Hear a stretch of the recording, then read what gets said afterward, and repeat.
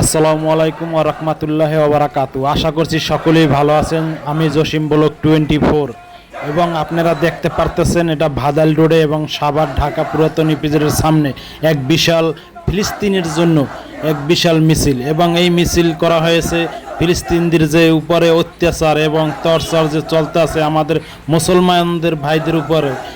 তারা সকলেই বাংলাদেশ ঝাঁপিয়ে পড়বার চায় এবং সকল মুসলমানরা একাত্র হয়েছে। এবং দেখতে পারতেছেন যে যেখান থেকে আছেন মুসলমানরা সবসময় একটাই উদ্দেশ্য আমাদের, যে আমাদের একটি মুসলমানদের গায়ে যদি কোনো গুলি পড়ে আমরাও বাংলাদেশ তাদেরকে ছাড়বো না, এবং আমরা সবসময় ফিলিস্তিনদের পাশে আছি এবং থাকবো। যে যেখান থেকে আছেন সবসময় দোয়া করবেন যে ফিলিস্তিনের লোক ভালো থাকে এবং সুখে থাকুক, শান্তি থাকুক, এবং সবার একটাই দোয়া তাদের মা বোনদের উপরে যে হামলা এবং ইজ্জত নেওয়া হচ্ছে তাদের উদ্দেশ্যে আমরা এই কথা বলতে চাই।